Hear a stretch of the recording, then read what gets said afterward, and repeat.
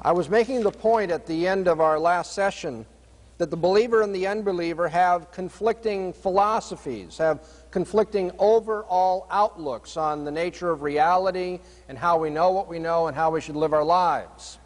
Another way of putting this is to say that the believer and the unbeliever have conflicting worldviews, a term that I know you've heard already in the conference, and you're going to hear a lot more before you go home. Let me give you a definition of what I mean by a worldview. A worldview is a network of presuppositions which are not tested by natural science, and in terms of which all of experience is related and interpreted. Once again, a worldview is a network of presuppositions not tested by natural science, in terms of which all experience is related and interpreted. A person's worldview is a network, first of all. It's not just one belief. It's a whole system of beliefs. But the kind of beliefs we are dealing with when we talk about a worldview are that special variety of beliefs called presuppositions. We'll say more about what a presupposition is later, but for now, suffice it to say that a presupposition is not just any assumption a person has. It's a very fundamental or logically basic assumption. It is, in fact, the precondition of that person's thinking, because a person's presuppositions about the nature of reality and the nature of knowledge and the nature of human conduct and value, a person's presuppositions provide the precondition for choosing the problems that you consider genuinely problematic, giving you a method for discovering and resolving, providing for you the standards of interpretation. Everybody has just such a network of presuppositions. Now, that isn't to say that everybody knows they have these presuppositions. I mean, obviously, a person can have tuberculosis without knowing he or she has tuberculosis. In fact, a person can have tuberculosis even when they deny that they have tuberculosis. You may go to your next-door neighbor, this guy who lives for all the gusto in life that he can get, you know, and try to talk to him about philosophy and say, you know, you've got your presuppositions and worldview too. He'll say, no, I don't. I don't even want to think about that stuff. So get away from me. I don't believe in thinking about philosophy. Just give me a beer and turn on the game on the tube. He may tell you that, but he's got his presuppositions anyway. It's just a matter of getting him to think self-consciously about his presuppositions. Everyone's got presuppositions. If they didn't, they wouldn't even know where to begin in the morning. I want you to stop and think about this for a minute. If you had to, when you wake up in the morning, you don't assume anything now. You just have to start from scratch, deciding what you're going to believe about life and about yourself. Well, should you sit up in bed, first of all, get dressed, have some breakfast, and then say, okay, now I've got to apply myself to the really tough questions. What is real? How should I live my life? No, because you've already decided that certain things are real and that you should live your life a certain way just by deciding to get up out of bed. And how do you know what you know? Are you the same person you were yesterday? Are you the same person you were a week ago or a month ago? You go down to the table and your mother says, hi, Johnny, how you doing today? You just take it for granted you're Johnny. But you see, that assumes that there's personal identity between you, the Johnny of this morning, and you, the Johnny of last week. Now I am sure that you're all sitting there saying, this guy has lost it. He's worried about whether I'm the same person I was a week ago. Well, believe it or not, there are reasons why philosophers get worked up about questions like that. But the reason is not that they just get up and this question confronts them. You see, that's the kind of question that comes after you've thought about other kinds of questions that require looking into assumptions and methods, and then they start testing their assumptions and methods and they get into deeper sorts of levels of abstraction, and finally they ask the kind of things which make people wonder if philosophers are sane at all. But since you think I'm insane, I'll play the game with you. And how would you prove that you are the person that you were last week, allegedly? How would you do that?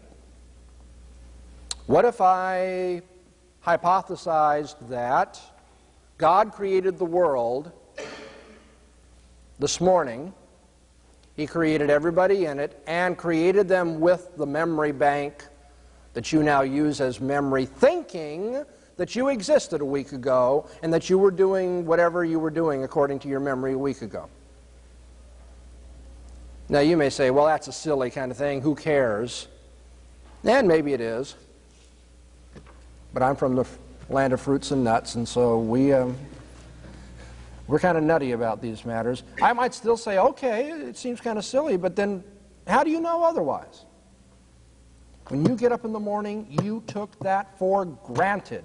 You assumed identity of your person over time. And that, I want to assure you now, all kidding aside, is one of the most perplexing problems in philosophy. Personal identity. You assumed that memory was reliable. You assumed you could trust your senses. You assumed you should live in a certain way. You assumed that eating a certain kind of food was good for your body or would be pleasurable. You assumed a lot. You didn't explore and discover all those things new every day. Everybody has presuppositions.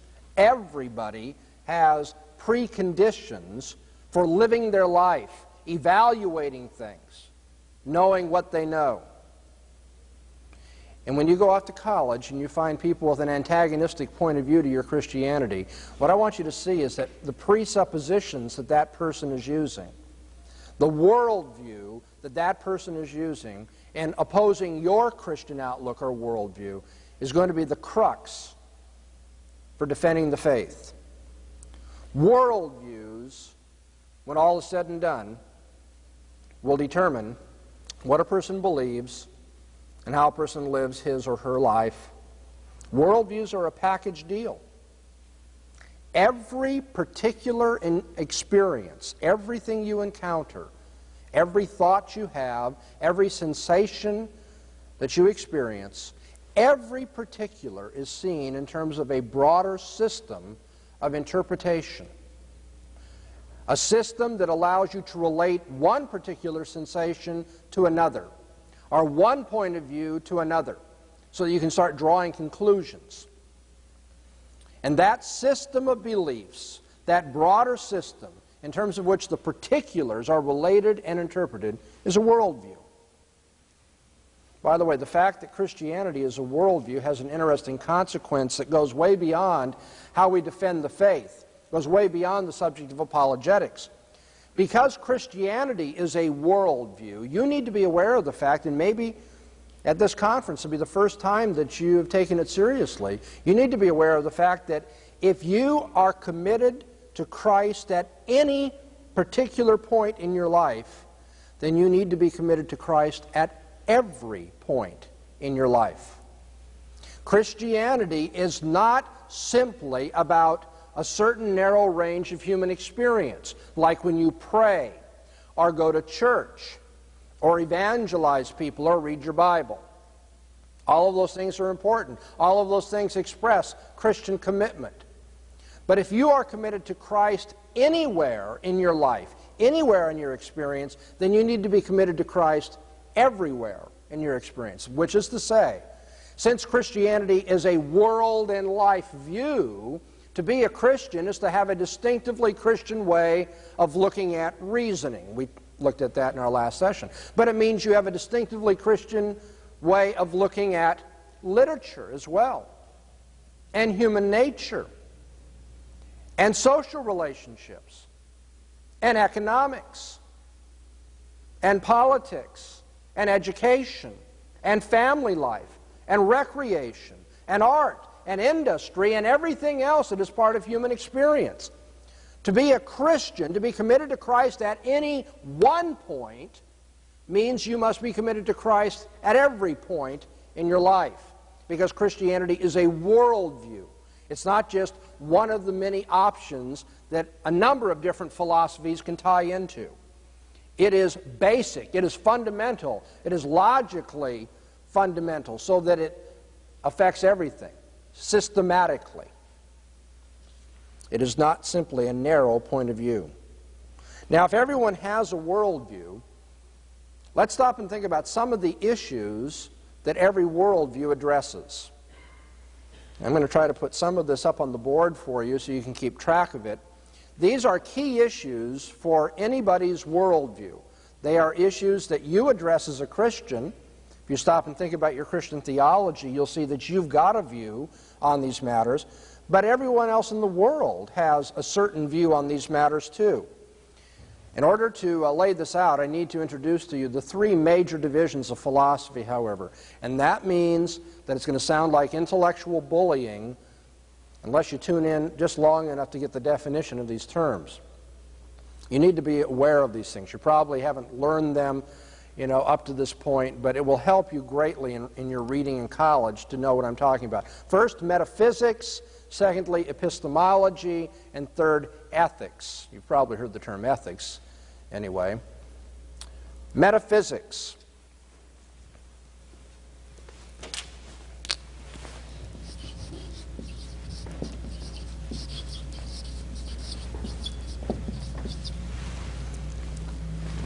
Metaphysics studies the nature of reality, the origin, structure, and nature of what is real, of whatever exists. What is the nature of reality? What is the world like? What is man like? What is man's place in the world? These are metaphysical questions. They're not questions about the physical world simply, but that which goes beyond the physical world and accounts for the physical world. And I'm going to give you 5 questions that at least have to be addressed in any adequate metaphysic, any doctrine of the nature of reality. First is the question of the nature of man. What is man? What's he like? Is man free? Is man basically good? Is man an animal? These are metaphysical questions. Secondly, there's the question of the nature of the universe. What is the origin of the universe? Where did it come from? How did it get here? What's its structure? How does it work? Thirdly, there's the question of the existence of God. So we have the nature of man, the nature of the universe, and the nature of God. Then obviously, what is man's place in the universe before God, if there is such a God? These are metaphysical questions. But 2 other matters, real briefly, might be brought up. Am I going too fast for you? Man, the universe, God. What are they like? The 4th issue is the question of change or development, often called the question of history. What is history? How do things change? Why do they change? How is development possible? This leads those who are in the philosophy of history to ask, where is history going? Is history going anywhere? Is there such a thing as meaning in history? That's a metaphysical question. And then fifthly, there's the question of the character of laws or concepts or universals. And finally, uniformity. I'll repeat that again. The character of laws or concepts or universals or uniformity. If you're going to understand the nature of reality, you have to understand, on the one hand, the nature of change, development, and history, but also you have to understand the nature of unchanging things like concepts, or uniform things like laws, or universal principles, or even the uniformity of the way in which history progresses or the natural world changes. Now, I've been talking in a way that's kind of philosophical and will get real boring. But if you stop and think about it, what I've been talking about can be expressed in terms of Christian theology, too. I've been talking about the doctrines of creation, fall, and consummation. Because we as Christians, hearing the Bible preached to us week after week and reading it every day of our lives, are learning about the nature of man and the nature of the universe and the nature of God and His existence. We are learning about history and where it's going, about the consummation of all things. We're learning about how God regulates the world.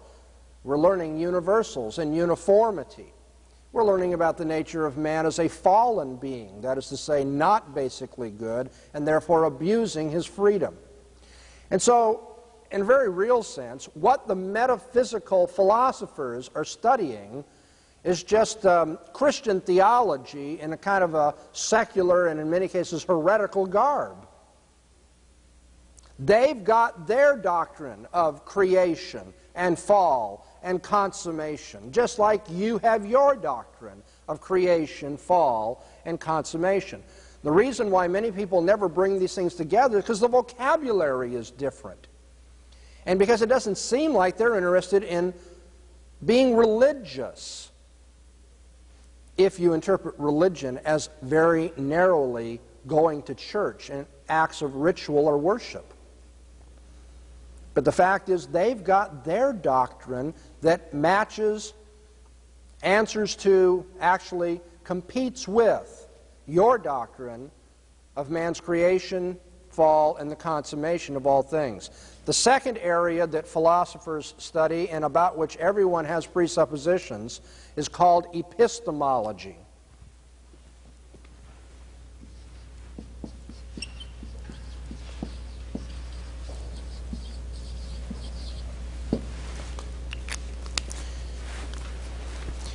Epistemology is one's theory of knowledge. It studies the nature and limits of knowledge and such concepts as belief or truth or knowledge itself and how beliefs are justified.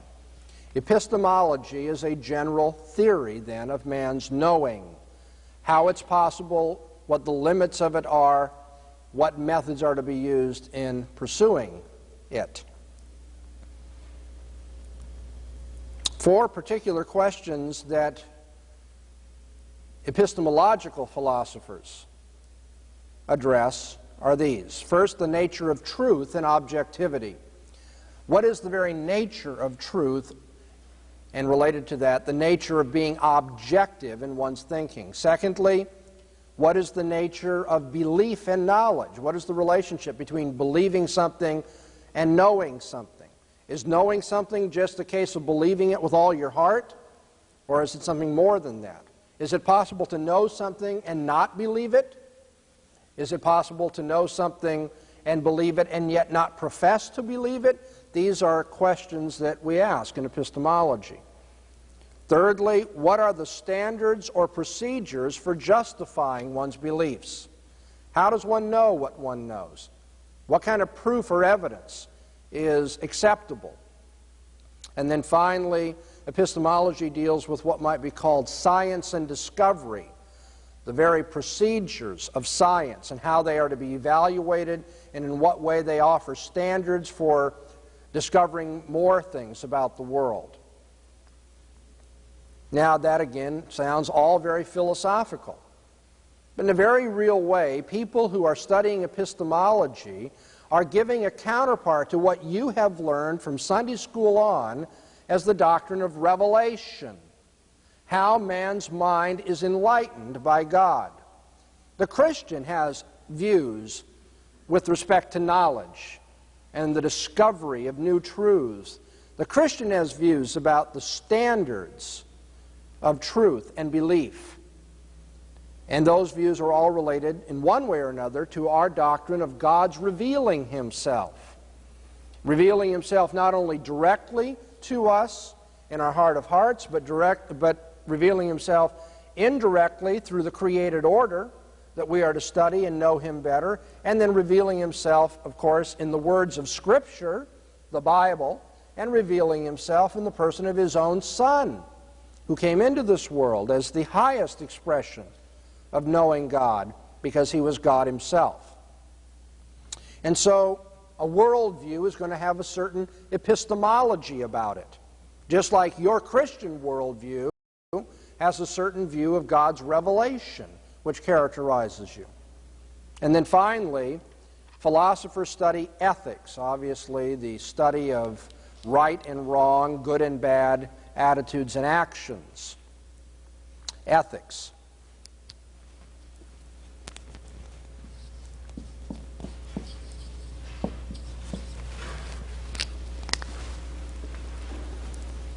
In philosophy, we study the nature of good and evil and language about ethical judgments. What does the word good mean? How does it function? In philosophy, we study the standard of ethics and ethical evaluation. Under the general rubric of ethics, we can place the study of the notions of guilt, atonement, and personal peace. Fourthly, ethics looks at the nature of the social order and the state. And finally, ethics studies how one attains or produces moral character, how one comes to conduct himself or herself in an ethical fashion. So we have the question of the nature of good and evil, the standard of ethics, the question of guilt and personal peace, the question of social order in the state, and finally the question of how we produce or attain moral character and conduct. Now that sounds very philosophical, perhaps, and yet you as a Christian have studied ethics the whole time that you've been subject to the preaching of God's Word. The whole time that you've been reading Scripture, you've been reading ethical subjects. Obviously, the fall of man has to do with ethics.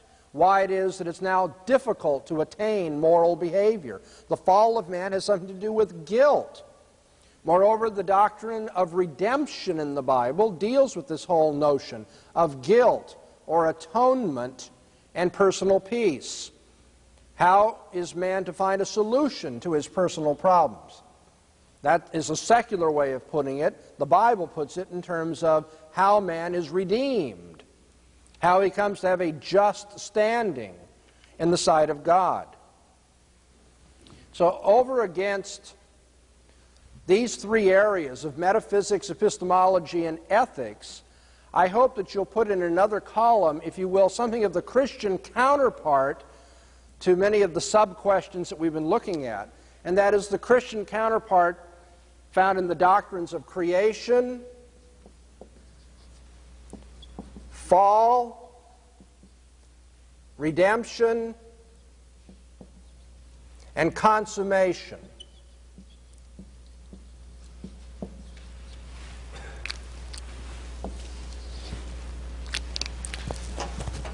We talk about it in different ways, we approach it in different ways, but the substance of what is studied in philosophy is also the substance of what is delivered to us in Christian theology, which is what we are committed to because we are followers of Jesus Christ.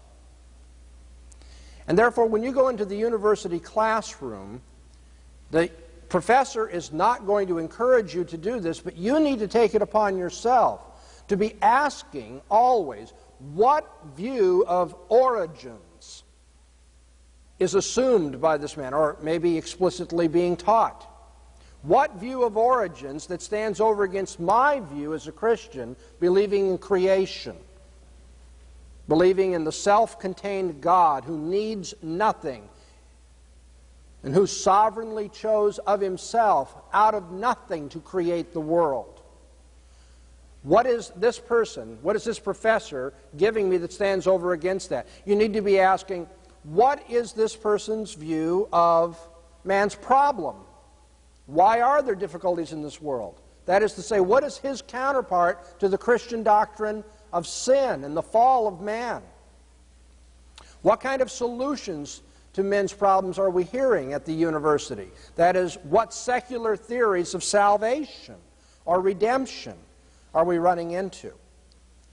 What view of history and the meaning of man's experience is being given that is the counterpart to our view of the consummation of all things? Now let me real quickly run through a few examples for you just to show you that other worldviews outside of Christianity address these questions. Think about Hinduism for a minute, another world religion. Do Hindus have a particular view of origins that stands over against the Christian doctrine of creation? Well, they certainly do. In the first place, Hinduism teaches that nothing is genuinely new or real because there cannot be any change. All is one. And what we see in our illusory experience of change is really nothing more but the cycle of life, the wheel of life. And that is, though a very perverse and I think an absurd view of origins, it is the counterpart in Hinduism to the Christian doctrine of creation. Think about behaviorism. Behaviorism, as a school of psychology, tells us that human beings do not genuinely have freedom, but are rather nothing more than sophisticated stimulus response mechanisms. Human beings do what they do because they've been stimulated and conditioned to respond in the way that they do. You all know the story of Pavlov's dogs, right? Pavlov had this experiment many years ago where he'd ring a bell right before he fed his hounds. And he found that after a while of stimulating and conditioning them in this way, that if he rang the bell, even though he didn't put food in front of them, they'd start salivating. And this, in a very crude and simple way, is the model that is used by behaviorists to understand all of human conduct. We are nothing more but stimulus response mechanisms, glorified Pavlovian dogs, if you will. Now, does the behaviorist have a particular view of what's wrong with man? Well, he certainly does. He says he's not been conditioned properly. The reason why we have warfare and oppression and injustice all about us is because men have not been conditioned properly. That is, the ringing of the bell and the feeding of the food has not been put together in the right ways to make people act nice, to make them act harmoniously and peacefully. And so the behaviorist has his own understanding of man's sinfulness and man's fall. Think about Marxism for a moment, which we hope to see less and less of in history, and maybe we have some reason to be encouraged in seeing communism struggle around the world these days.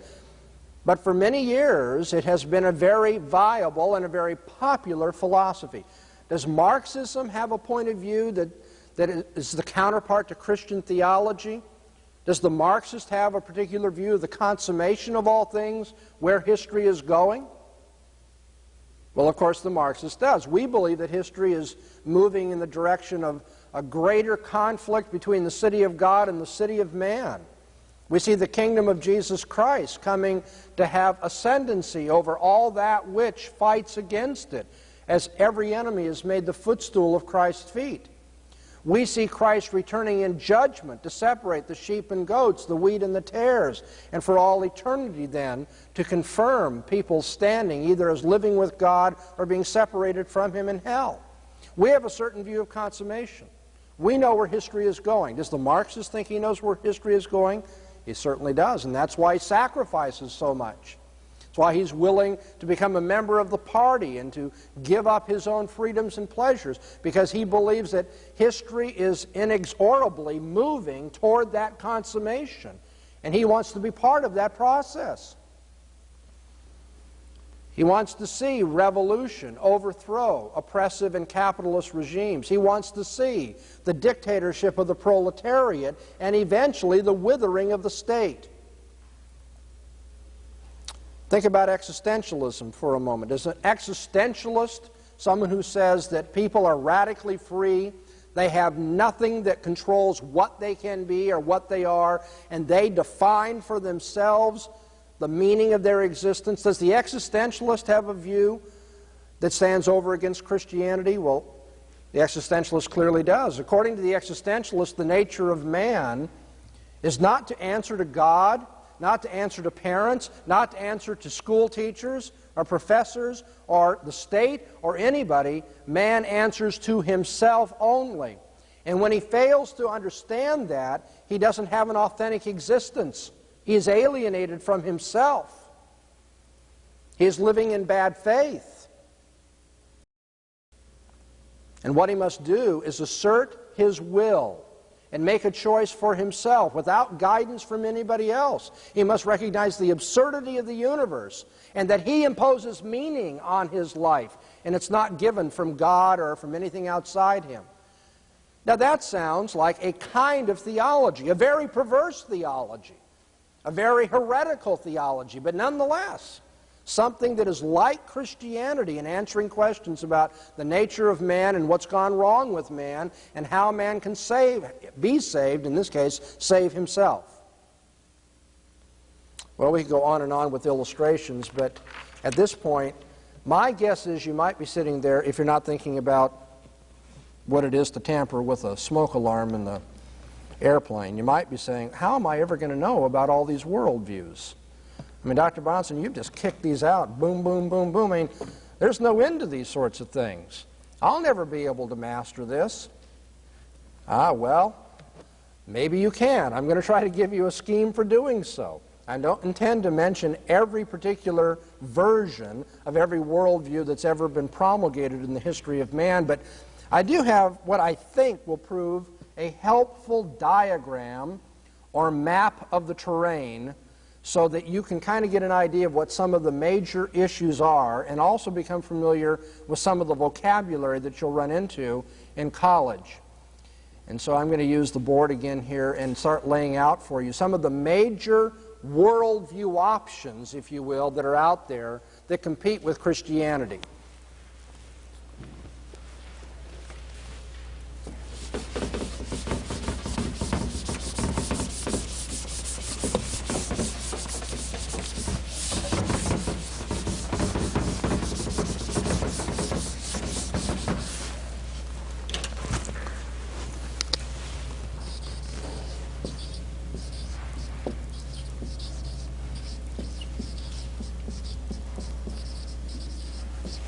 The first worldview that you should be aware of is what is called monism, and I put in parentheses spiritual here because technically materialism is a monistic view of the world as well. But here I'm thinking of monism in the spiritualistic sense. Perhaps the leading illustration of a monistic worldview is Hinduism. According to the Hindu, everything is one, despite the appearances that there's a difference between you and the person sitting next to you, and a difference between you and the chair, and a difference between this building and another building, and a difference between this part of the world and another part of the world. All of that's illusion. Ultimately, the final reality, Brahman, is one. And within Brahman there are no distinctions. And it should be your goal in life, according to the Hindu, to try to achieve that mindset of oneness through meditation.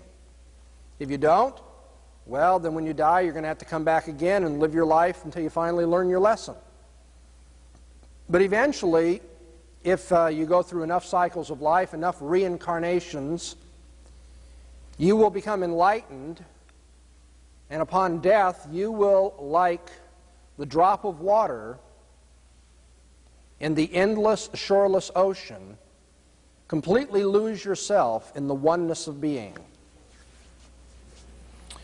Spiritualistic monism. It's not a material one, it's an immaterial, or if you will, a spiritual one. Now, that kind of worldview is not simply found in Hinduism, but I would suggest that before you go to college, or if you're already in college, you pick up a book that has at least a chapter on Hinduism, maybe a whole book on it, and read it. I guarantee you it will be worth your while. If you do that, you'll be able to deal not simply with what is strictly called Hinduism, but you'll be able to deal with all of those which are Hindu-like religions, Hindu-like worldviews. The Hare Krishnas, for instance. Christian Science, for instance. New Age theories, for instance. All of them are but variations on, I know they're insulted to hear this, but it's true, all of them are philosophically a kind of Hinduism, a kind of monistic, spiritual monistic view of the world.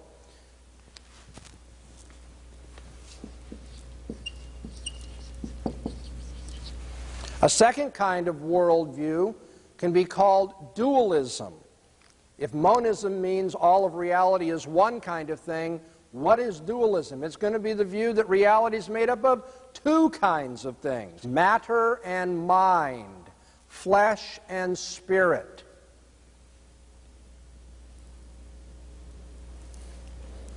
And examples of dualistic worldviews would be, first of all, idealism.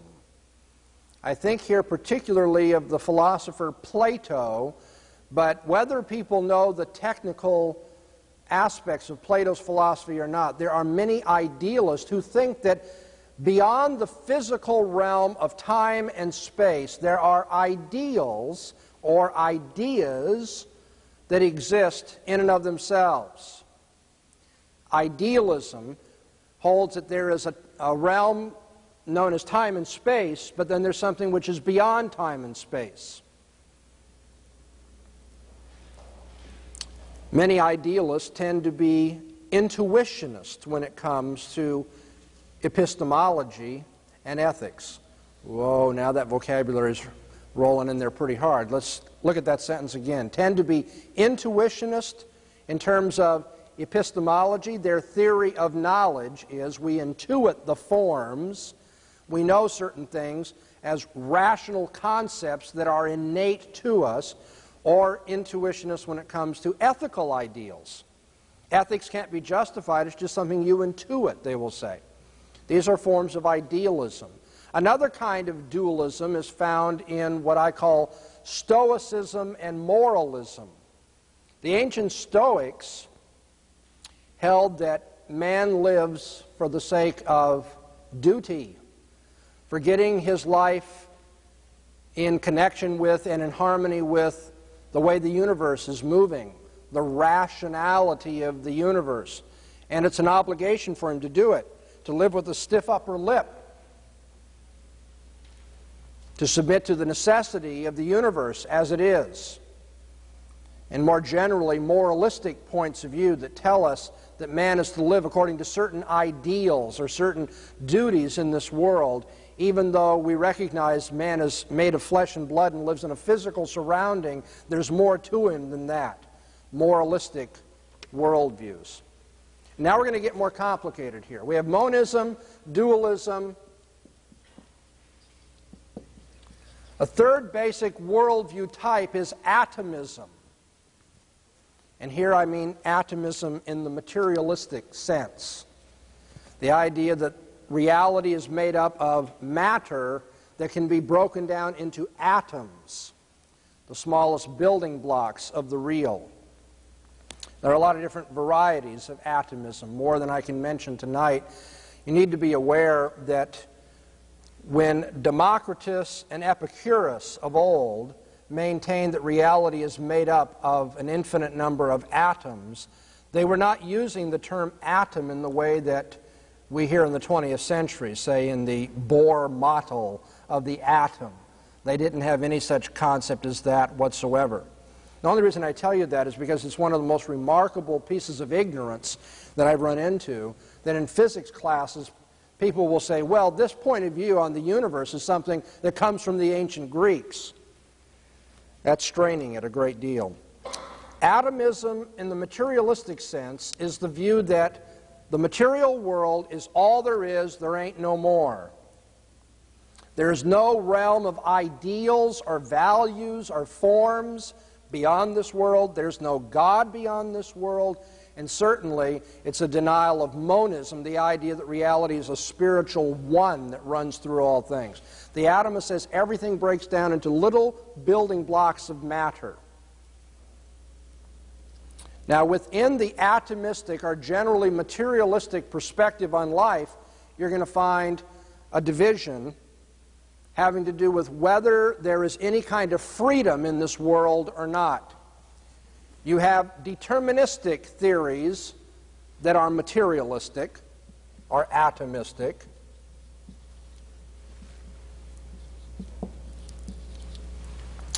And then you have theories which are not deterministic, but I'm going to give a little bit more definition to that.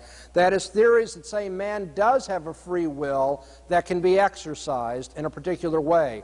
And particularly, man's free will is to be exercised in pursuing pleasure, what we call hedonism.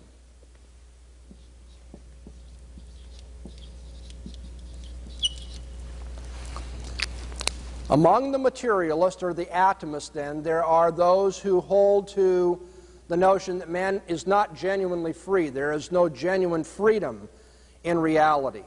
Two examples you've already heard about tonight. Behaviorism says that individual human beings do not have free will. They are Pavlovian dogs, white rats, stimulus response mechanisms, robots. There's no individual freedom. More broadly, Marxism is a deterministic, atomistic view of the world. Marxism says the only thing that's real is matter. That's why a definition of Marxism that's often given is helpful when we say it is dialectical materialism. The idea that matter is evolving and developing in a dialectical way throughout history. Everything is matter, and the Marxist holds that all of history is deterministic. All of history is moving according to certain laws, the dialectic, and will have a predictable outcome just because of that.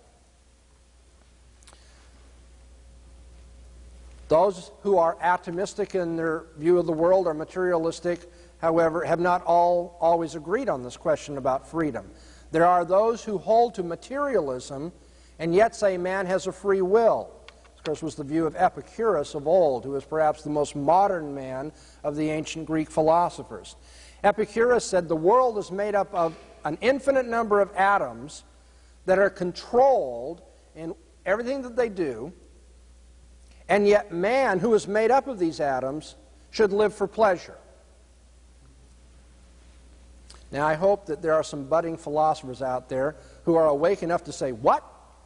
Wait a minute. If man is made up of matter, and therefore he is controlled just like weeds growing are controlled and natural forces are controlled by these laws of nature, then how does man choose anything at all? It doesn't seem to make a lot of sense. Well, we can't dwell on that very long. Unbelievers don't make a whole lot of sense once you get into their philosophies, and hopefully you'll start taking that for granted. What I want you to see, though, is that this kind of unbeliever, who is a materialist, said that people make choices. They should live for pleasure, hedonism. I'm going to give you three forms of the free will version of materialism. First of all, egoism. Secondly, utilitarianism. Thirdly, existentialism. First of all, egoism. The egoist says we should live for pleasure, and he means by that individual pleasure. Live for yourself, whatever is good for you. You have a sophisticated version of this in the philosophies of Ayn Rand and John Hospers and others who are libertarians. Egoistic pleasure. Or you could choose, if you believe that this is a material universe and there's nothing but matter and yet men are free, you could choose that we should live for the pleasure of the greatest good of the greatest number. Not individual pleasure, but the pleasure of the group. And that is the philosophy of utilitarianism. Utilitarianism says the way we live our life should be governed by what makes the most number of people happy. And it comes to expression in the political and economic theories of socialism that tells us that basically man lives as a social creature and for the happiness of his society. And then finally, and this is straining a bit to put it under hedonism, but in the free will approach to the material universe that man lives in, the existentialist, as we mentioned a few moments ago, says man must exercise his free will to define for himself what he will be. He just exists as a material object, but then he freely gives himself an essence, freely gives himself a character, and determines the outcome of his own life. There's only one more, so don't get too tired now. We're almost done. The map is almost complete. In addition to monistic, spiritual monistic theories of reality, knowledge, and behavior, dualistic, that is to say idealistic or moralistic approaches to life, and atomistic, materialistic views, there are those people who say nobody can know for sure. So you have pragmatism and skepticism.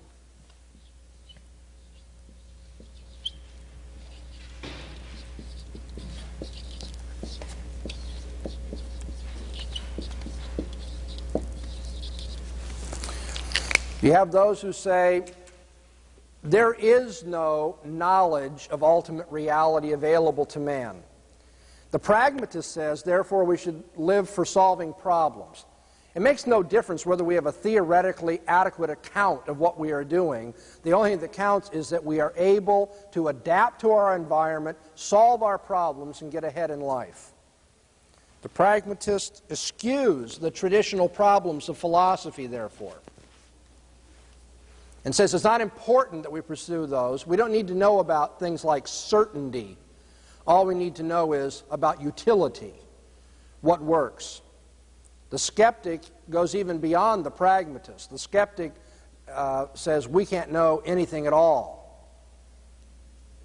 In fact, you'll find people in the university who make their living from the university and take a paycheck to be professors of that which man can know and what's best for him in the traditional sense, and yet they are skeptics. They don't believe that what they are doing in the university amounts to a hill of beans.